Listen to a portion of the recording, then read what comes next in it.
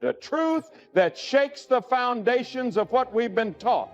A truth that leads us back, not to Europe, not to the halls of Rome, but to Africa, to Ethiopia. Ethiopian monks just revealed a hidden resurrection passage that the Western Church never wanted you to read. And the translation is genuinely shocking. This isn't about contradicting your faith, it's about what was deliberately cut out of it. Inside an 81-book Bible that most of the world has never opened, there is a 40-day resurrection account so detailed, so specific, and so dangerous to institutional power that it survived 2,000 years of silence only because a group of men in stone monasteries on cliffs decided it was worth dying for. What they protected is now being translated. They saw Jesus resurrected. Like, there's something different that goes on there, that they're like, this is a miracle, right? Dead people don't usually rise from the dead. What it says about Jesus, about the human soul, about the end of the world, and about what is coming right now will not leave you the same. 81. Books that rewrote everything.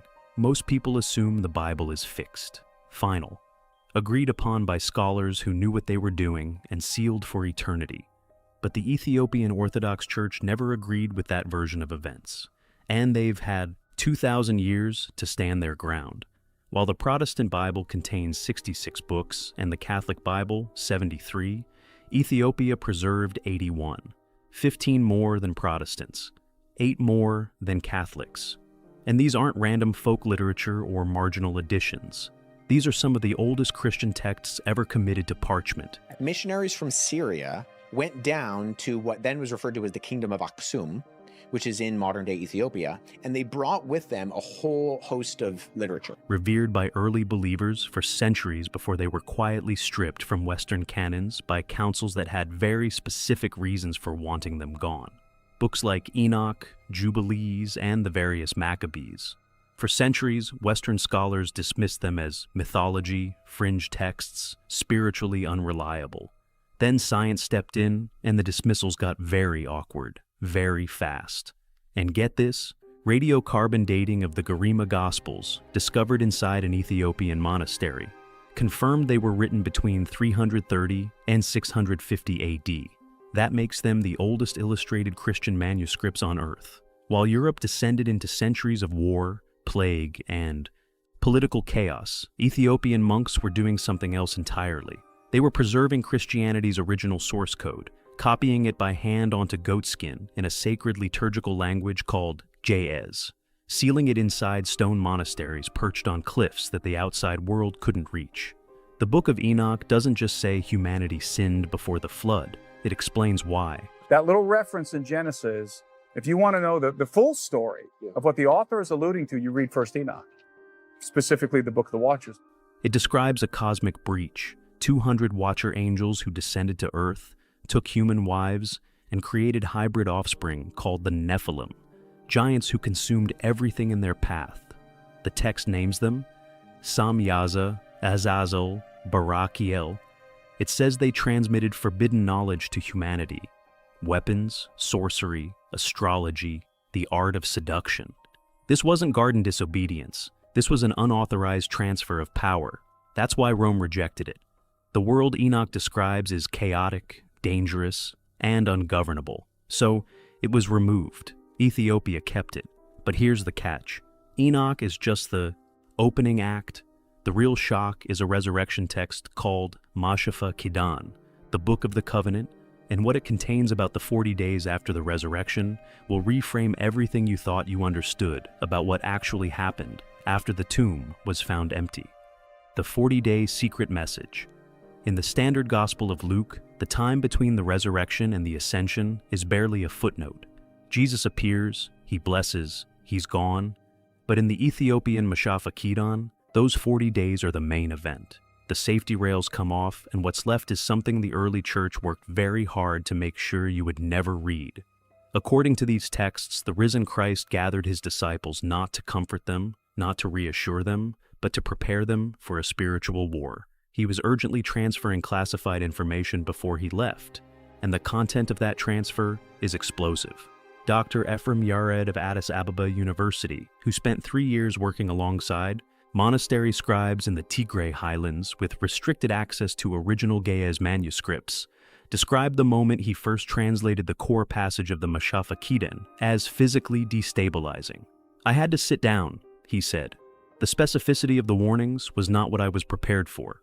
He said it read less like ancient theology and more like a briefing document, a strategic transmission. He speaks first of what he calls the builder of shadows, a force that constructs the material world as a distraction, a designed reality built to consume human attention. And then he issues a command that, in the context of the Ethiopian text, is not metaphorical. "Do not build temples of stone, for the stone will crumble. Build the temple of the heart, for it is eternal." He is warning his closest disciples, in the 40 days after his own resurrection, against organized religion. He predicts that men will wear long robes and use his name to hoard gold. He warns explicitly against a future Rome that will turn his cross into a sword. And here's what nobody expected. The specificity of these predictions is what unsettles every serious scholar who encounters this text for the first time. He appears to be watching the Crusades, the Inquisition, and the rise of megachurches from a vantage point 2,000 years before any of it happened. He is naming them before they exist. He tells the disciples that the true believer must become a stranger to the systems of men. That allegiance to institution is itself the corruption. But here's the catch. He doesn't stop at institutional critique. He introduces a framework for the human soul that sounds less like theology and more like field medicine. He says every human carries two winds moving through them simultaneously, the wind of life and the wind of error. And the wind of error isn't described as temptation or moral weakness. It is described as a parasite. It enters through greed, through the eyes when they fix on what they shouldn't, through the mouth when it speaks what it knows to be false. Once this wind takes hold, it calcifies the heart. It transforms a living human being into what the text calls a walking tomb. Think about that. A walking tomb. A person who breathes and moves and posts online, but spiritually is already hollow. The body is present, the soul is gone, and the terrifying part is that from the outside, you cannot tell the difference. And get this, he gives them the antidote, and it isn't what anyone expected. No ritual, no tithe, no pilgrimage. The antidote is gnosis, direct, unmediated knowledge. He teaches the disciples to watch their thoughts the way a guard watches a gate. The kingdom of heaven is not a place you travel to after death. It is hidden inside the human body, accessible in the silence between thoughts, requiring no intermediary. This is precisely why the Roman Empire suppressed this text.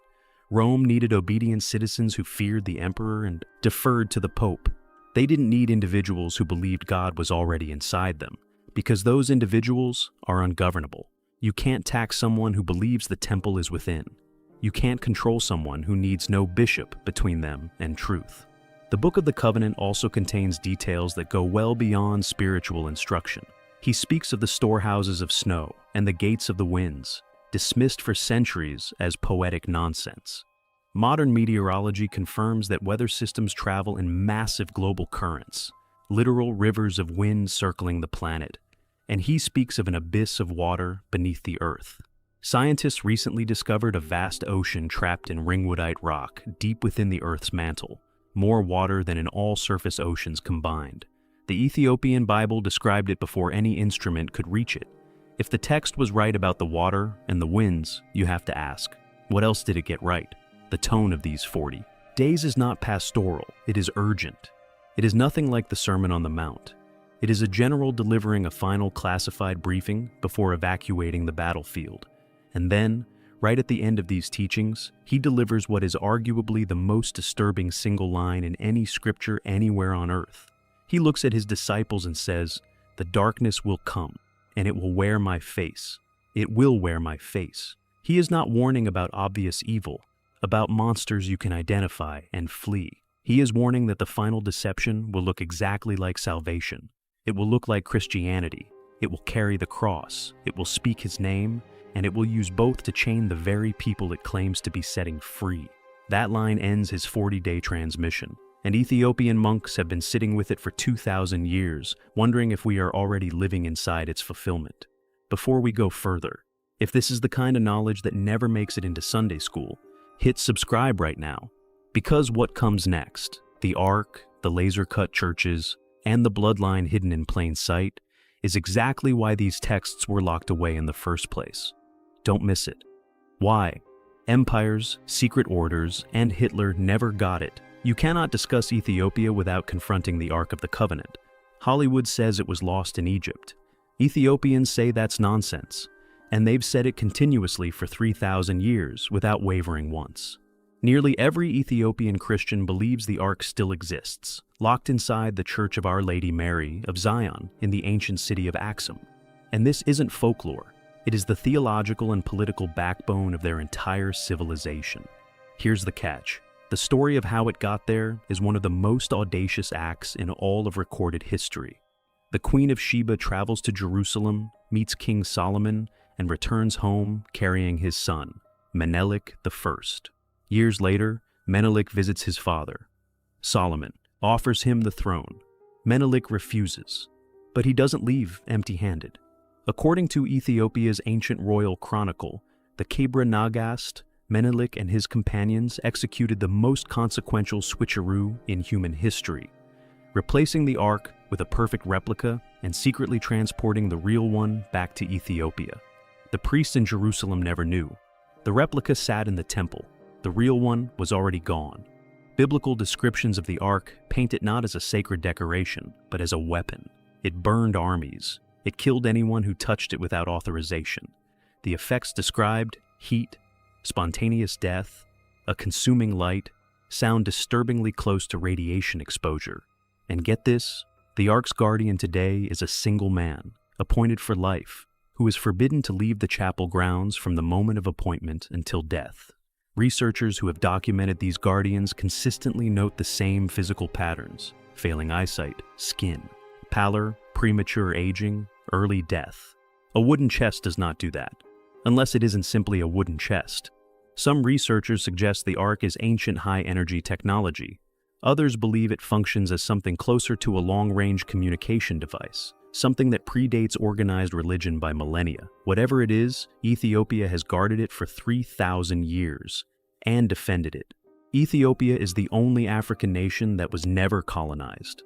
When Italy invaded in 1896 with modern weapons and professional troops, Ethiopian forces crushed them at the Battle of Adwa, a victory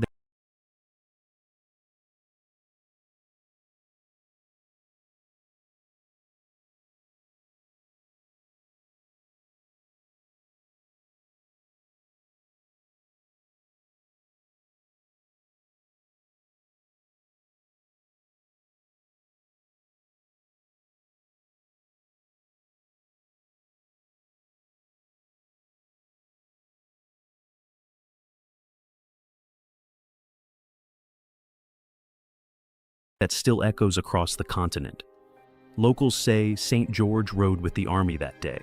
Others whisper about an impossible blinding light near the battlefield that turned the tide in ways military analysis has never fully explained. But here's what nobody expected. Even the most powerful secret orders on Earth knew. The Knights Templar traveled to Ethiopia in the 12th century, specifically hunting the Ark.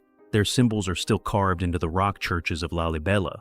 They understood, after years of their own excavation under the Temple Mount in Jerusalem, that the Grail wasn't a cup, it was a bloodline, and the Ark was its physical proof. Ethiopia's emperors ruled through the Solomonic dynasty for nearly 3,000 years, from approximately 900 BC until 1974, when Haile Selassie, the 225th ruler in that unbroken chain, was deposed. His official title, Conquering Lion of the Tribe of Judah. That is not ceremonial language. That is a legal genealogical claim to King David's bloodline, documented, verified, and continuous across 225 generations. If the Ark is real and it's in Axum, then biblical authority doesn't point to Rome. It points to a quiet highland city in Africa. And everything built on Rome's authority becomes a different kind of question. The laser-cut churches of the 1200s, south of Axum, something happened in the 12th century that modern engineering still cannot fully explain. King Lalibela, who had spent years in Jerusalem before the city fell to Muslim rule and returned home determined to build a new Jerusalem in Africa, didn't order churches built. He ordered them carved. 11 massive, intricate cathedrals were cut directly downward into solid volcanic rock, not assembled from materials, not constructed piece by piece, subtracted from the earth itself, complete with windows, columns, arched doorways, and drainage systems so precisely engineered that after 800 years of torrential seasonal rainfall, not a single one of these churches has flooded. Dr. Caroline Rangi, a structural engineer from the University of Edinburgh, who spent 6 weeks mapping the drainage geometry at the site in 2019, was visibly shaken when she published her findings. "This drainage logic would be impressive in a modern build," she wrote. "In a 12th century subtraction excavation, it's almost inexplicable. The channels appear to have been planned before a single stone was removed, meaning the completed structure was visualized inside the solid rock before work began, then executed with near zero error tolerance. The Church of St. George is the most famous, shaped like a perfect cross, sunk deep into the ground so that the roof sits at ground level and you look down into it from above. The angles are exact, the proportions are geometrically deliberate. The precision is, by any construction standard, extraordinary. Modern engineers who have run the numbers arrive at the same impossible conclusion. To carve these 11 churches using only hand tools, chisels, hammers, human muscle, would require 40,000 workers laboring for more than a century. And yet, the project was reportedly completed in 24 years. More troubling is this: millions of tons of excavated volcanic rock have simply vanished. There is no debris field, no evidence of removal, no deposit site. The material is gone. But here's the catch. The local explanation is not metaphorical, and never has been. Ethiopian monks say human workers labored during the day, and at night, angels descended and continued the work, operating at twice the speed of men, using what the tradition explicitly describes as tools of light that move through volcanic rock without resistance. Tools of light. Some researchers hear something different when they encounter that phrase in the original accounts. Not celestial assistance. A description of directed energy technology, something capable of applying focused energy to dense material in ways that mechanical tools physically cannot. Some theorists propose that the Ark of the Covenant was physically present at Lalibela during this construction period and used as a primary energy source. Accounts from multiple other ancient cultures describe stone being softened or levitated using sound frequencies. Acoustic levitation is a documented physical phenomenon with verified laboratory demonstrations, and some researchers believe certain pre-flood civilizations had applied it at construction scale. The tunnels beneath the complex deserve their own conversation. Candidates for the Ethiopian priesthood must navigate pitch-black underground passageways in total darkness, feeling their way along the walls for hours while chanting. A sensory deprivation chamber built of solid volcanic stone, designed to replicate the experience of the tomb. You descend into the darkness to find what's on the other side. And then, recently, 3D laser scans of the site revealed something that no one was prepared for. Anomalies beneath the floor, hollow spaces, significant hollow spaces, that have not been opened or accessed in 800 years. The priests call it the Treasury of the Saints. What's inside has not been verified. No outside researcher has been permitted to enter. The scans exist, the hollow spaces are real, and whatever has been sealed down there for 8 centuries remains. Sealed. The hidden bloodline. No one talks about. In the Western narrative, Jesus stands alone. No wife, no children, no bloodline continuing past the cross. The story ends at the resurrection and dissolves into theology and institution. But in the East, and especially in Ethiopia, that framing makes no cultural sense at all. Family is not incidental to identity. Family is identity. Ethiopia's Solomonic dynasty traced its authority directly to Solomon and David for nearly 3,000 years, not as metaphor, but as a living, documented, continuously verified genetic and political claim. Haile Selassie, who died in 1975, was the 225th ruler in that unbroken line. His official title on state documents, Conquering Lion of the Tribe of Judah. When Rastafarians identified him as the returned Messiah, they weren't making a mystical leap. They were reading the genealogy and cross-referencing it with Revelation's own language about the Lion of Judah. And get this, genetic studies of Ethiopians have now confirmed ancient DNA from the Levant, modern Israel and Syria, dating back approximately 3,000 years. A real migration, real people moving from Jerusalem into the Ethiopian highlands across a definable historical window. The legends weren't legends. They were migration records preserved in oral tradition until science caught up. Here's the catch. This explains why Ethiopian Christianity looks so structurally different from anything produced by Rome. It preserved Jewish law alongside Christian theology, dietary restrictions, circumcision on the 8th day, the Saturday Sabbath. The faith reads like what Christianity might have looked like before Rome got hold of it and rebuilt it as a management system for an empire. Ethiopians didn't need to be converted to Christianity. They were already insiders. They were the bloodline. Which brings us to the most dangerous idea in this entire tradition. Some ancient texts circulating within Ethiopian scholarly circles suggest that Jesus did not die on the cross, or that if he survived, Ethiopia would have been the single safest destination on earth, a kingdom governed by his own extended family, a civilization that preserved his theology, shared his lineage, and understood the hidden knowledge he transmitted in those 40 days. In the remote Ethiopian highlands, oral traditions still speak of a mysterious teacher from the north, a healer, a man of unusual peace, who appeared and vanished without documentation. They do not call him Jesus, they call him the righteous teacher. But here's what nobody expected. The Isa theory connects directly to the Mashiach Kidan. Dr. Marcus Hale at the Oriental Institute in Chicago, who has spent 15 years comparing Gaya's manuscripts with early Sanskrit and Pali texts, described the structural parallels as too precise to be coincidental. He wasn't making a theological claim, he was making a textual one. The teachings in the book of the Covenant rhyme with contemplative traditions from India and Tibet. Karma, inner energy architecture, the discipline of consciousness, all present in the Ge'ez text. This is what some researchers call the lost years theory, that between the age of 12 and 30, Jesus traveled east, absorbed those systems, and returned carrying a synthesis that the Western Church eventually chose to bury. If the Ethiopian Bible was guarding a teaching deliberately fragmented across continents, the bloodline in Africa, the methodology in Asia, the institutional shell in Rome, then what was dismantled was not just a book, it was a complete operating system for the human soul.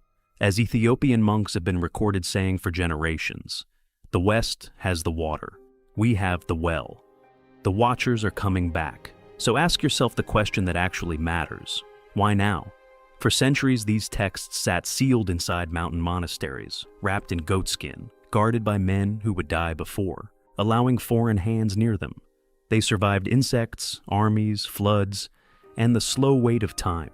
Total lockdown for 2,000 years.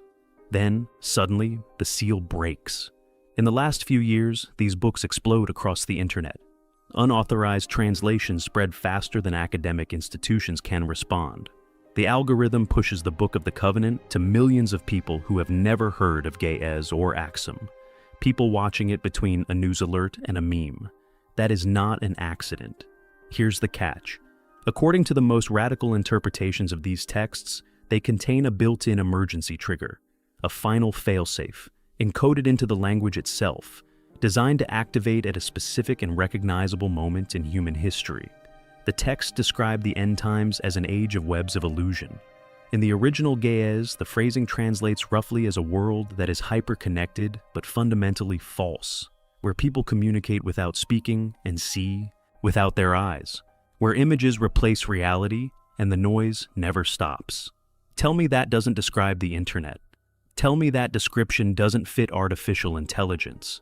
Tell me you haven't already felt what it describes. The theory is this. Ethiopian monks weren't only preserving scripture, they were guarding the break-glass manual for the digital age. And the prophecy embedded in that manual is specific. When humanity becomes lost inside false realities, the hidden truth must be released to shatter the illusion. Not gradually, not institutionally, suddenly, and through unconventional channels. Look around. Trust in governments is at historic lows. Trust in media has collapsed. Organized religion is hemorrhaging members across every denomination. People are not hungry for food. They are starving for meaning. They don't want priests or platforms or curated feeds. They want direct knowledge. That's precisely what these texts offer, and precisely why they land like a detonation when people encounter them for the first time. And get this, the Council of Nicaea didn't just simplify the Bible, they disarmed it. The Ethiopian texts describe human beings not as weak sinners in need of management, but as powerful entities caught in the crossfire of a cosmic war, equipped with specific tools for spiritual resistance that require no intermediary, no institution, no permission slip from any bishop. By removing those books, the West didn't edit scripture. It removed the armor from every human being who would ever read the result. Ethiopia never complied. They kept the full version while the rest of the world received the downgrade. And now, as these translations reach a generation that already suspects something has been hidden from them, a generation that feels the edit, even if it can't name it, the seal is broken. The resurrection passage the monks preserved for 2,000 years is not a gentle story about an empty tomb. It is a technical transmission for a spiritual war. It is a 40-day classified briefing from someone who claimed to have defeated death, containing warnings about false churches, instructions for unlocking inner power, a description of a cosmic parasite that turns living people into walking tombs, and a final line that has haunted every monk who ever read it: "The darkness will come, and it will wear my face." He was right about the water beneath the earth. He was right about the rivers of wind. He named the institutions that would corrupt his message before they existed. And he left behind 40 days of instruction that the most powerful empire in human history decided was too dangerous for you to read. The question isn't whether these texts are real. The question is what you do now that you know they exist. Hit like if this is the kind of hidden history you came here for. And subscribe right now, because the next chapter of what Ethiopia preserved goes even deeper. This is the search for what was never meant to be found. Don't miss it.